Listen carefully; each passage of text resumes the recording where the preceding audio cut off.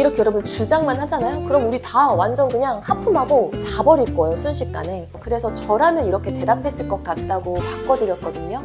이런 겁니다, 이런 거. 그러니까 어떻게 떨어뜨릴 수가 있겠냐고요. 왜냐면 내 감정이 이미 움직였는데. 말할 때 지루하고 재미가 없는 사람이 있죠.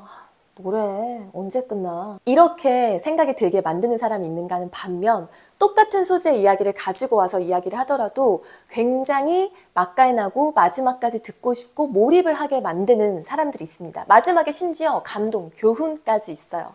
이 두 사람의 차이가 뭘까요? 어떻게 대한민국 1타 강사분들은 그 넓은 무대, 수많은 청중들 앞에서 말하기, 입 하나로 모든 것을 장악하고 분위기를 확 자기에게 몰입을 시킬 수 있을까요? 오늘은 그 비법 두 가지에 대해서 제가 말씀을 드릴 건데요. 제가 또 대한민국 1타 강사 김미경 강사님의 수제자 5인 중 한 명 아니겠습니까? 그분한테서 배운 스피치, 그리고 그걸 토대로 제가 대학교나 중학교, 도서관에서 강연을 하면서 실제 청중들의 반응을 토대로 느낀 점, 또 제가 세계항공사 승무원으로서 면접에 합격하고 34살이라는 나이에 1금융권 은행원으로서 면접에서 좋은 점수를 얻어서 합격할 수 있었던 방법 또한 저는 바로 이 비법이 있었다고 생각을 해요. 그래서 오늘 바로 낱낱이 알려드리도록 하겠습니다. 먼저 첫 번째 방법인데요. 말하기는요, 설명하는 말하기가 아니라 보여주는 말하기를 해야 합니다. 이게 무슨 말이냐면요, 제가 예시를 통해서 말씀드릴게요. 제가 지금은 승무원 면접 컨설팅을 하고 있잖아요. 그래서 그 수업을 듣는 친구 중에 한 명이 카페에서 아르바이트를 하면서 승무원 준비를 했거든요. 지금은 이제 합격해서 비행을 하고 있는데, 이 친구가 얼마나 서비스에 진심인 친구냐면요, 제가 이거를 설명하기식 말하기로 한번 해볼게요. 카페에 수많은 특성을 가진 고객분들이 오시잖아요. 고령의 고객, 어린이 고객, 장애를 가지신 고객, 이런 분들이 오실 때마다 이 친구는 고객 특성에 맞춰서 맞춤형 서비스를 제공했대요. 그래서 그런 만족스러운 서비스에 많은 손님분들이 칭찬 카드를 써주셨다고 하는데요. 이 똑같은 소재의 이야기를 제가 보여주기식 말하기로 해볼게요. 이 친구가 서비스에 얼마나 진심인 친구였냐면요. 하루는 목발을 짚은 고객분께서 뜨거운 아메리카노를 주문하는 거예요. 그런데 잘 보니까 너무 많이 절뚝거리더라고요. 그래서 이 친구가 본인 재량껏 라지 사이즈의 컵에다가 주문하신 스몰 사이즈의 양만큼 커피를 담아서 드린 거예요. 그러면 커피컵 안에 요만한 공간이 남았겠죠? 왜 그렇게 했을까요? 목발을 짚고 많이 절뚝거리니까 혹시나 흔들거리다가 커피가 컵 바깥으로 쏟아져서 다치시기라도 하면, 화상을 입기라도 하면 안 되니까 큰 컵에다가 여유 공간을 두고서 제공을 해드린 거죠. 그래서 나중에 다시 카페에 목발이 없는 상태로 방문해 주신 그 고객분께서 그때 굉장히 고마웠다고 감사의 말씀을 전했대요. 어때요? 똑같이 카페에서 서비스한 거 이야기했지만 앞에 이야기는 여러분들이 별로 와닿지도 않고 떠올릴 수도 없었을 거예요. 왜냐하면 그게 바로 설명하기식 말하기였기 때문입니다. 하지만 후자의 이야기는 그 친구가 카페에서 일하는 모습이 막 생생하게 떠올리면서 마음이 훨씬 와닿고 진짜 서비스에 진심인 친구구나 생각하게 되었을 거예요. 왜냐하면요, 하나의 장면을 가지고 왔기 때문입니다. 사진을 캡처를 하듯이 그 경험의 한 장면을 가지고 와서 구체적으로 자세하게 이야기를 해줘야 해요.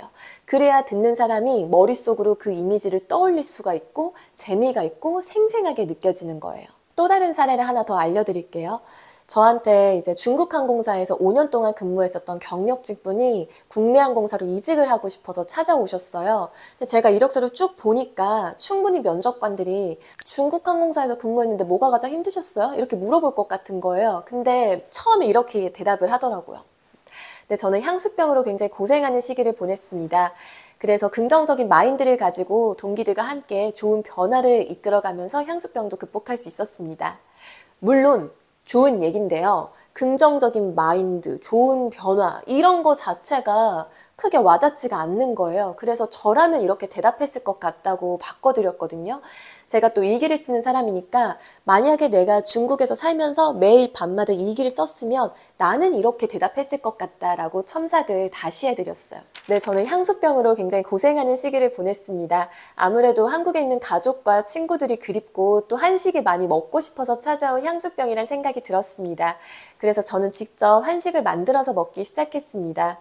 동기들이 비행을 마치고 늦은 시간 기숙사에 돌아올 때면 제가 손수 끓인 얼큰하고 맛있는 김치찌개를 나눠 먹었습니다. 그렇게 저희는 함께 향수병도 조금은 극복할 수 있었습니다. 어때요? 여기서 여러분들은 또 바로 김치찌개를 나눠 먹는 장면을 떠올리셨을 겁니다. 이거예요. 이런 장면을 가지고 오셔야 합니다. 그래서 스타 강사들 보면요, 절대 주장만 하지 않아요. 늘 본인의 옛날 이야기를 가지고 와서 세세하게 말해줍니다. 여러분, 꿈을 가지셔야 합니다. 꿈을 가져야 사람이 움직이고 운동하고 공부하고요, 행동을 바꿀 수가 있어요. 습관도 그래서 바뀌는 겁니다. 꿈을 가지지 않은 사람은요, 누워만 있게 되고요. 아무튼 그래서 진짜 꿈을 가지셔야 돼요. 이렇게 여러분 주장만 하잖아요. 그럼 우리 다 완전 그냥 하품하고 자버릴 거예요, 순식간에. 김미경 강사님이 워킹맘들에게 하는 강연이 저는 아직도 생생하게 머릿속에 남아있는데요. 우리 애 키우는 거 힘들잖아. 막 진짜 하루 종일 울고 나한테서 떨어지지 않으려고 그래가지고 걔를 화장실 앞에다가 내려두고 나 화장실 문 열고 여러분 앉아가지고 똥 싸고 오줌 싸고 하면서 엄마 여기 있다 까꿍 까꿍 우리 이러면서 볼일 보잖아. 그러고 그 조그만한 애를 두고서 출근하려는데 애는 막 울지. 나도 울면서 내가 대체 무슨 부귀영화를 누리려고 이러고 사나. 여러분 이렇게 출근했잖아요. 이렇게 일하면서 꿈꿨잖아요. 그런데 만약 김미경 강사님이 이 이야기를 재미없게 하면 이렇게 될 거예요. 여러분 애 키우면서 일하기 힘드시죠? 저도 알아요. 하루 종일 울지, 떼쓰지, 그 조그마한 애기 두고서 출근하는 길에 나도 눈물이 나잖아요. 이러면 이제 재미가 없다는 거예요. 화장실에서 문을 열고 애기한테 까꿍까꿍 하면서 대소변을 보는 장면, 그리고 나도 출근하는 길에 막 우는 그거를 생생하게 묘사를 해줬기 때문에 재미있게 들리는 거예요. 힘든 그 과정을 장면으로 보여주니까 단숨에 사람들이 공감을 하고 순식간에 같이 웃고 우는 현장을 만들 수가 있는 겁니다. 재미있게 말하는 방법 두 번째는요, 바로 키워드입니다. 키워드도 그냥 키워드가 아니라 가장 하위 개념의 밑바닥에 있는 키워드를 끄집어내서 이야기를 해야 돼요. 역시 예를 들어서 설명해 드릴게요. 경청이 뭐라고 생각하세요? 면접 질문이나 아니면 여러분들이 친구들끼리 이야기를 할 때도 넌 사랑이 뭐라고 생각해? 얘기할 때 많은 사람이 이렇게 대답을 해요. 저는 경청이란 상대방의 말을 마지막까지 들어주는 태도라고 생각합니다. 그래서 저는 이야기가 끝날 때까지 절대 간섭하거나 끼어들지 않고 말을 마칠 때까지 기다리는 사람입니다. 물론 이것도 좋은 말이지만요, 별로 와닿지가 않고 떠올려지지도 않아요. 그래서 저라면 이렇게 얘기할 것 같아요. 저는 경청이란 핸드폰을 보지 않는 태도라고 생각합니다. 그래서 친구가 이야기를 할 때 저는 핸드폰을 아예 뒤집어 두거나 아니면 가방 안에 넣어둡니다. 얼마 전에 식당을 갔을 때에도 옆 테이블에 내 식구가 모두 핸드폰을 하면서 밥을 먹는 모습에 조금 안타까웠던 적이 있습니다. 그래서 저는 앞에서 친구가 이야기를 할 때 저 역시 핸드폰을 보고 싶은 욕구가 조금 생기지만 꼭 참는 편입니다. 왜냐하면 제가 상대방의 이야기에 귀 기울이지 않는다는 느낌을 줄 수 있기 때문입니다. 그래서 저는 경청은 핸드폰을 보지 않는 것이라고 생각합니다. 여기서 이 핸드폰이라는 키워드가 집중을 한 번에 확 시키는 거예요. 왜냐면 다 누구나 핸드폰을 가지고 있죠. 그리고 핸드폰과 연관된 경험을 순식간에 떠올리기 때문이에요. 또 다른 예를 한 번 더 들어볼게요. 사랑이 뭐라고 생각해요? 라는 질문에 이해, 배려라고 생각합니다. 라고 말하면 역시 우리 재미없겠죠? 추상적인 질문에 추상적으로 답하니까 재미가 없는 건데요. 이렇게 한번 말해보세요. 저는 사랑이란 노란색 포스트잇이라고 생각합니다. 저희 어머니가 제가 어려서부터 육아와 일을 병행해서 늘 집에 저 혼자 있는 순간이 많았는데요. 하지만 저는 늘 어머니께 사랑을 받는다고 느꼈습니다. 왜냐하면 학원이나 학교가 끝나고 와서 냉장고 앞에 붙여져 있는 노란색 포스트잇 한 장 때문이었습니다. 냉장고 안에 불고기 있으니까 데워서 먹어. 피자빵이라도 전자레인지에 데워서 먹어. 엄마 오늘도 조금 늦어. 미안해. 하지만 사랑해. 저는 그래서 혼자 밥을 먹으면서도 어머니께서 적어주신 노란색 포스트잇 한 장 때문에 늘 사랑받는다는 기분을 느꼈습니다. 이런 겁니다. 이런 거. 여러분들도 지금 들으면서 막 기억을 떠올리셨을 거예요. 노란색 포스트잇에 적어서 누군가한테 줬던 거, 또는 내가 받았던 거. 아니면 또 이렇게 말할 수도 있겠죠. 사랑은 남은 닭다리 하나를 건네주는 거라고 생각합니다.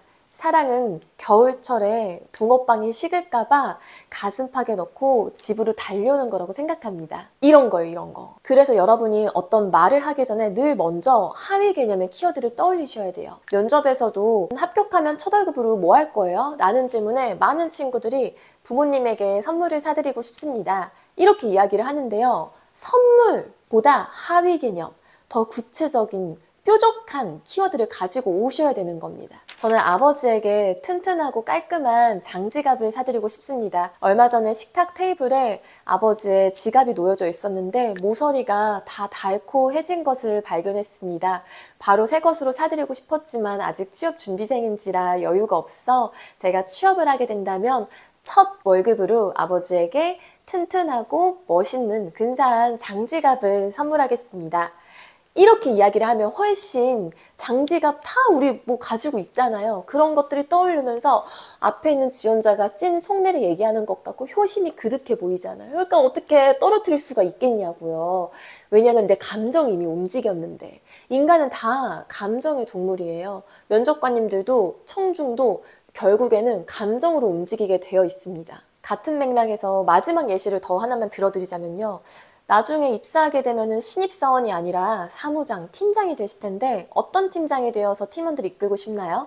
라는 질문에도 많은 친구들이 고민 상담까지 해줄 수 있는 팀장이 되고 싶습니다. 팀원들의 뒤에서 적극적으로 지지해주고 밀어주고 지원해주는 팀장이 되고 싶습니다.